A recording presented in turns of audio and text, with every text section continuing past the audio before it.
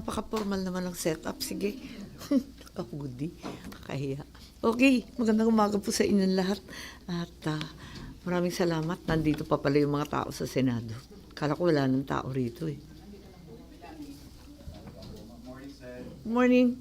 Sir, makukusa lang po yung sa kampanya po ninyo. Kamusta po yung kampanya ninyo and ano po yung plano for the country? Wala, okay lang. Umiikot ako ng mag-isa. Minsan kasama ko yung sa alyansa, minsan yung mga local officials. Depende kung sino yung nagkumbida. Iba't iba naman yung mga imbitasyon, mga kaibigan, mga lokal. Andyan naman silang lahat. Pero yung sa mga major rally po, sir, ng alyansa, attend po kayo? Umattend ako sa Lawag kasi naghihimutok na yung anak ko si Gov Matt. At syempre, Lawag naman yun. Alangan na hindi ko sisiputan. So, napunta ako.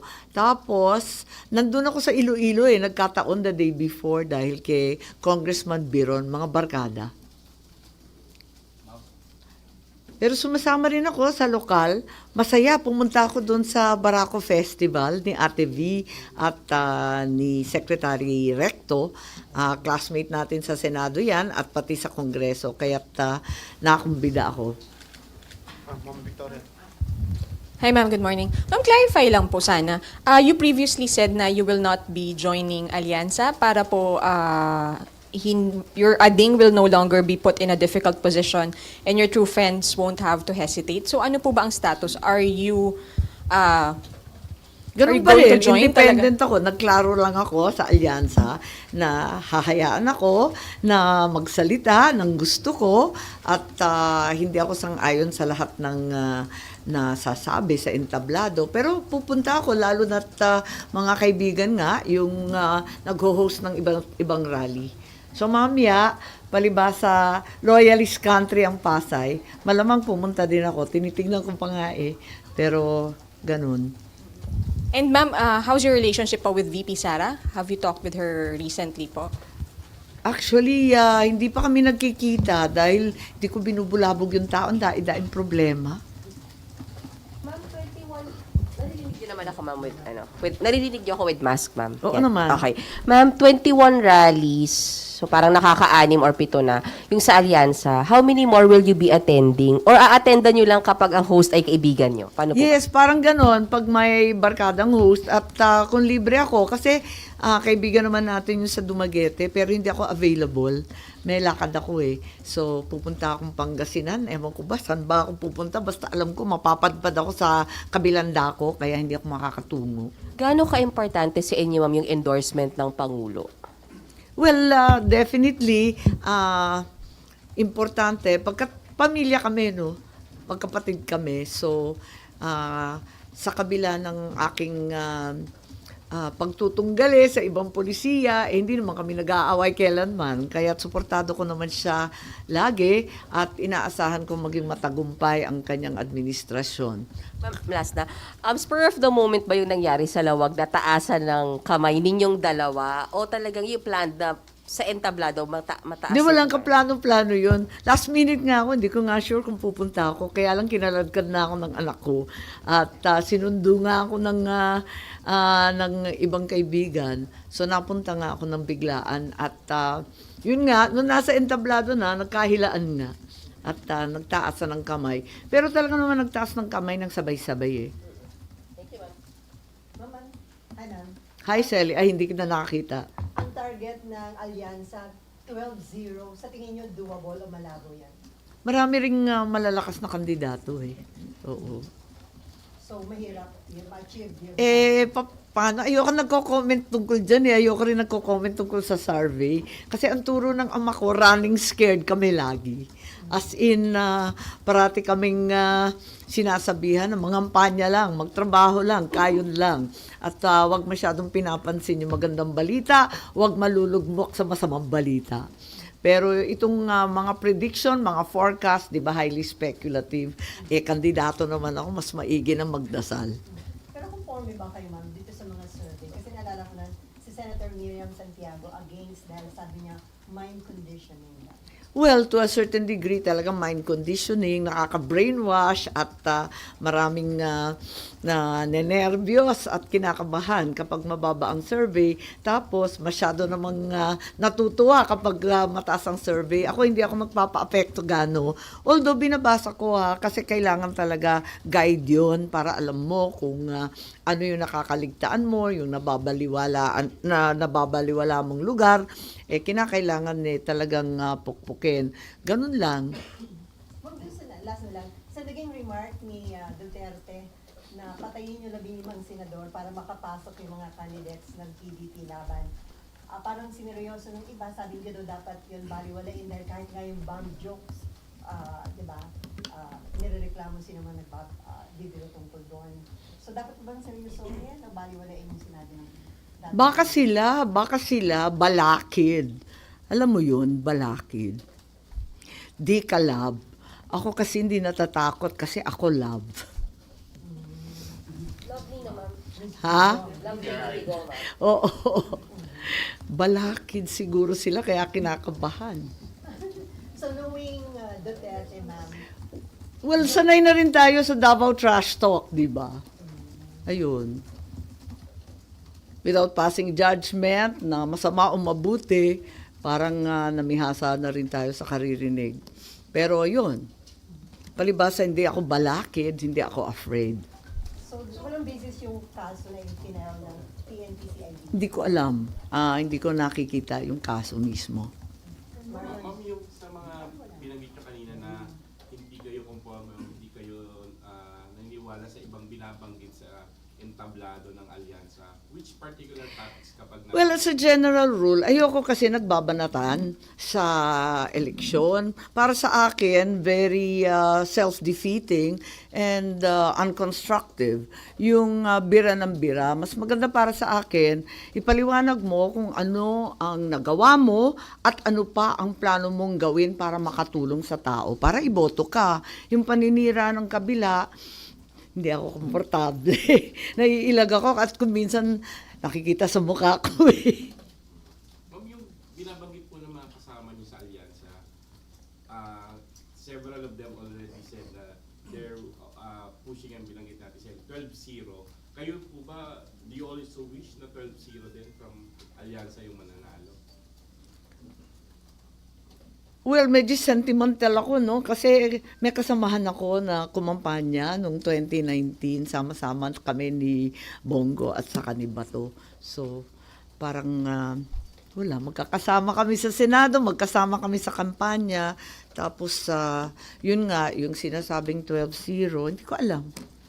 Hindi ko alam kung anong mangyayari. Hindi naman tayo forecaster. Siguro, antayin na lang natin at todo trabaho na lang tayo. Marami tayong kaibigan magkabila di ba? Kaya nga naging independent at hindi ko gusto yung birada kung minsan. Nasasaktan ako sa magkabilang birahan.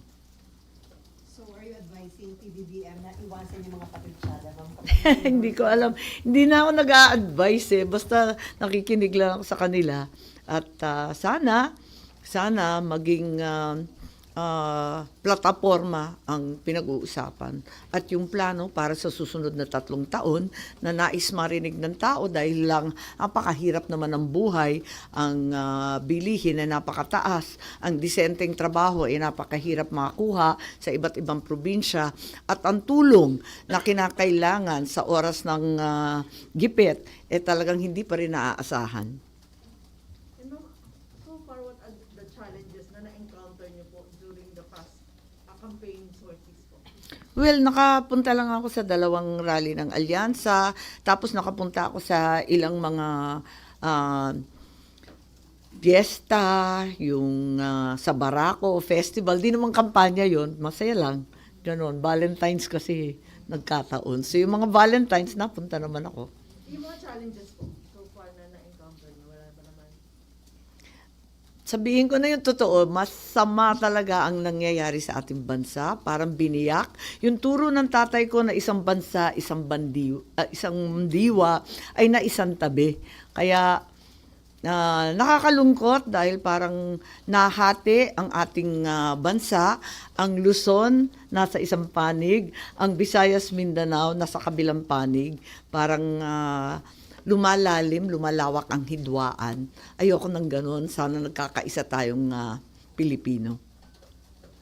Ma'am, do you think advantageous sa inyo, nagugustuhan kaya ng publiko na parang nandito kayo, close kayo sa mga Duterte and then sa admin, baka ang impression nila namamangka kayo sa ganun? Oo, binabanata naman ako ng ganon, pero ang akin lamang ayoko ng gulo. Ayoko talaga ng gulo. Ang gusto ko lamang mangampanya at isaad kung ano yung plano ko. Yung nagawa ko na, yung tungkol sa land reform, syempre, yung tungkol sa social pension ng ating senior citizens, syempre sinasabi ko yun, na at the same time, sinasabi ko rin kung ano yung aking balak pa para sa ating magsasaka, para sa ating mga naghihirap na mga seniors, PWD, solo parents at iba pa. Kaya't andun ako kung ano yung plataforma, kung ano yung entablado na matutungtungan, gusto ko lang i-push yung aking message. Ma'am, sabi niyo, hindi kayo sumasang-ayon sa lahat ng sinasabi sa entablado. Ma'am, si Pangulo kasi mismo yung medyo strongly worded yung mga speeches and usually against sa kabilang panig. Yun ba yung inaayawan nyo or hindi nyo inaagrihan? Siguro may dahilan siya kung bakit ganun yung salita niya. Ma'am, isa na lang, impeachment po. Sumulat si Senator Coco ngayon kay SP Cheese na parang kung pwedeng no delays with the Ay, ganun trial. ba? Opo. No delay.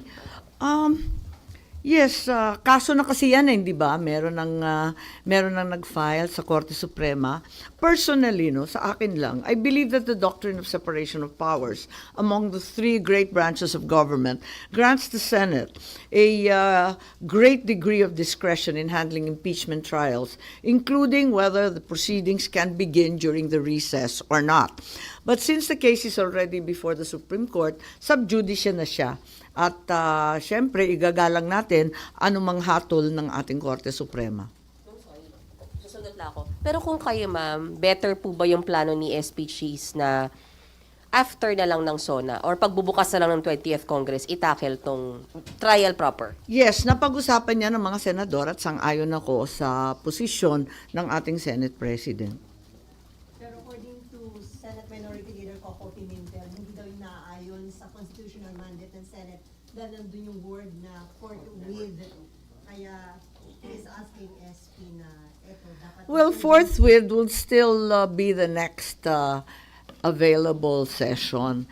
Sa totoo lang, 2 taon naman naririnig na natin yung impeachment diyan sa Kongreso, October 2023, nung umusbong yung usapin tungkol sa impeachment.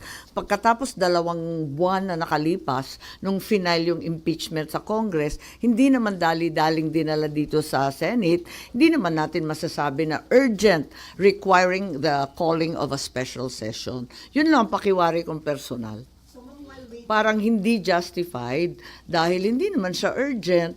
2 taon nga pinag-uusapan, 2 buwan, inupuan, hindi naman pinadala rito. Ano doon ang urgent? so ma'am, while waiting kung ano yung magiging action ng Supreme Court doon sa petition, kayo ba personally may mga initial preparation na kayo? Minabasa nyo na yung articles of impeachment? May hinire na kayong legal counsel? Siyempre, nag-aaral tayo ng kaunti. Wala akong pasensya sa procedure, kaya napipilitan ako magbasa ng procedure. Sa totoo lang, hindi ako mahilig at yung mga detalye, yun, inaaral pa natin. Although realistically, wala pa namang rules of impeachment yung Senado na pag-aaralan. Umpisan pa dun eh. Nag-draft ka lang. Yes po. You never denied your closeness with the Vice President. Is there any chance in the future that you're gonna inhibit in the Senate impeachment trial? I don't think it's necessary. You can be close to a person. I'm very close to the president as well. He's my brother. So I'm clearly related to him. I'm related to quite a number of officials, as you well know, both in the Congress as well as in the local governments. But I think we are fully aware of our duties as senators and will study all the evidence that will be provided and rule and vote on all that exactly as presented. Question number 2, if you don't mind. Your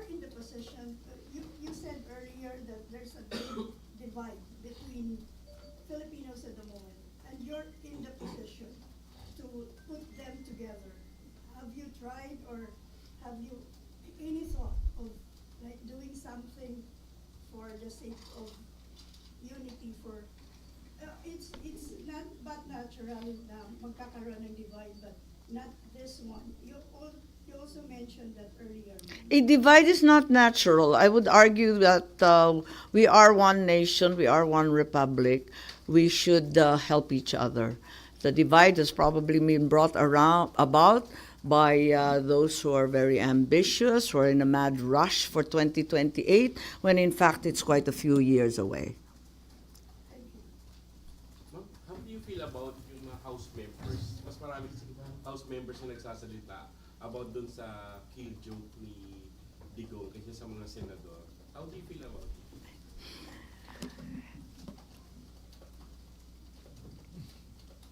Oo nga. Bakit nga ba? Oh, tingin niyo po, baka na nagagamit dun sa mas... Hindi ko po alam. Hindi ko alam. Marami naman tayong kaibigan ng mga congressman. Siguro dapat tanungin nila sila. Ma'am, isa lang, balik lang sa Po. impeachment. Isa po ba sa mga dahilan kung bakit mas gusto po ninyo na after SONA na at hindi ngayon is because syempre nangangampanya po yung ilan sa inyo? Well, hindi nakakatulong yon. Abala ang lahat, baka walang panahon din mag-aral at suriin ang maigi ang katibayan na ipapakita. Subalit sa kabila nun, pag magtatawag ng special session, ang tanging dahilan urgent matter. Parang ramdam ko, hindi naman siya urgent. Kasi ang tagal-tagal na niyan sa totoo lang. Tapos pinadala lang sa amin nung huling gabi. Bakit ganun kung talagang urgent? Pero dun sa pinupunto po ni Sen Coco, may nakalagay kasi nga din sa Constitution yung word na forthwith. Which means dapat immediately after the receipt of verified complaint, umakto na yung Senate as an impeachment court. Hindi ako makikipagdebate kay Senator Coco at kay SP. Hayaan na natin sila mag-discuss tungkol sa forthwith. Pero talagang hindi ko maintindihan ang dahilan kung bakit mamadadiliin. Ma'am, this Hindi morning, naman nila minadali. Ba't kami magkukumahog? Ma'am, this morning may nag-file po na Mindanaoan lawyers before the Supreme Court asking a TRO for the impeachment complaint versus VP Sara. Would you support these moves lang po? Ay, hindi na po tayo nakikialam dyan kasi uupo tayong bilang huwes. Mahirap na siguro. As a matter of fact, lahat kaming mga senador pinagsasabihan na wag na magkwento o magsalita tungkol sa impeachment kasi nga hahatulan namin. So, mahirap na mag-comment ng todo-todo. Interview lang kayo ng interview. Napipilitan ako sumagot Si SP po ang may ganong instruction sa inyo, ma'am. Hindi naman instruction. Siyempre, usapin lang at reminder sa isa't isa na bilang judges sa lalong madaling panahon, mas maigi na wag masyadong nagsasalita. Nabigla lang ako nung umpisa. Nung umpisa sinabi ko talaga lalabanan ko yung hanggang dulo. Pero ang ibig ko sabihin doon, hindi lalabanan dahil kaibigan o kapatid.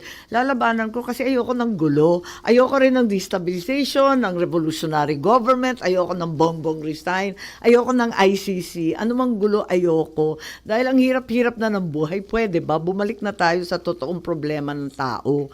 Ng presyo ng bigas at gasolina. Bumalik tayo sa kakulangan ng trabaho. Bumalik tayo sa kapalpakan ng ayuda at pangangailangan ng tunay na tulong. Ba't by saying lalabanan, ano po yung action na gagawin po ninyo about Well, ibig ko sabihin na ayokong sumapi at tututulan ko lahat ng gulo. Ayoko nang magulo Talagang para sa akin, aksaya ng panahon, aksaya ng pera, aksaya ng lakas. Dahil mauubos ang energy natin sa banatan ng banatan. Tapos may mapapala ba tayo dyan? Dadami ba yung pagkain?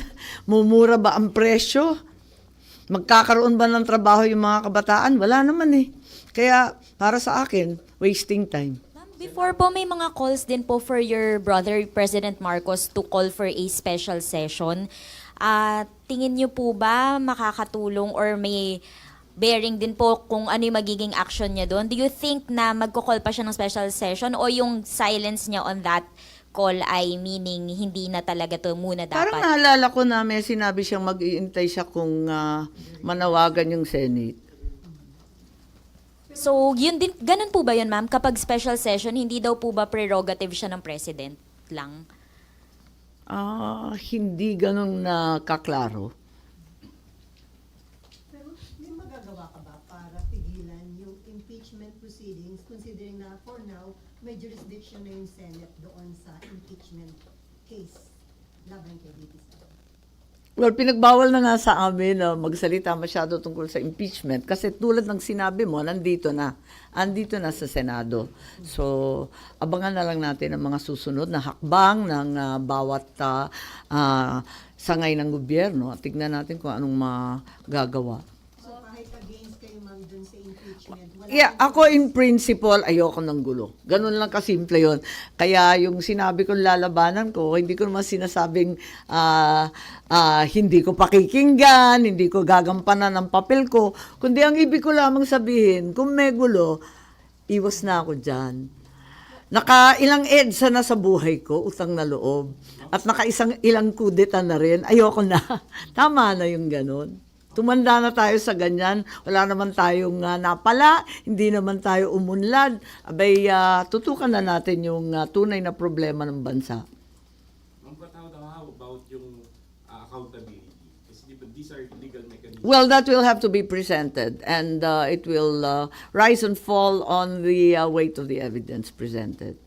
Ma'am, given your friendship and closeness with VP Sara, can you still promise to be objective? Of course. I don't see any issues there. Every day in the Senate, there are friends who are hauled in. There are many allies who get into trouble and get investigated. Araw-araw naming trabaho yan. So yung magiging boto nyo ma'am, i-base nyo Sa ebidensya, tulad ng lahat ng mga huwes. Ma'am, balikan ko lang yung ayaw niyo yung banatan during the campaign. Kasi sabi ni Commissioner George Garcia, under the Omnibus Election Code, inaalaw yung negative campaigning, kaya wala daw violation yung mga candidates at supporters na kinikriticize yung mga opponents. So, do you think it's about time na i-amend ang Omnibus Election Code, ma'am? Maganda naman palabasin yung katotohanan tungkol sa bawat kandidato. Yun talaga hindi pagbabawalan. May karapatan ng taong bayan malaman kung sino iboboto nila. So, okay lang na may mga criticism during the Maraming nagrereklamo rin sa fake news at alam natin ang AI ay nakakasindak. Talagang bilib na bilib ako dahil nabobola tayo lagi kaya dapat maingat. Pero yun nga, yung toxic campaigning, di ko type eh. Kahit ma'am yung mga binanggit po ni Presidente sa rally ng Alyansa, this really happened. Factual naman po yung mga binanggit niya, yung patayan, yung issue ng corruption against the previous administration, the Tokpang. These are actual events that happened in the previous administration. Yep.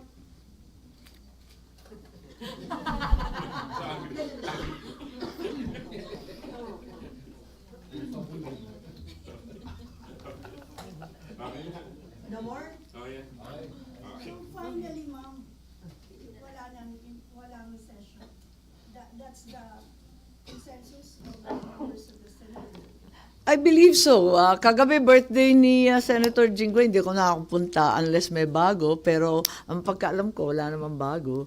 Yun pa rin ang consensus na palibasa hindi naman nagmamadali, hindi naman pinaspas yung padala rito, napakahabang panahon ng pinag-uusapan, hindi naman natimbrehan yung Senado na dalian noon. Abay, bakit kami magkukumahog ngayon? Isn't that just an excuse? Because between now and after the SONA, June 30, that's like 5 months. Forthwith is without delay. So, If you think it's an excuse, that's your opinion. I have a different one, and the senators also have their own opinions, which should be respected.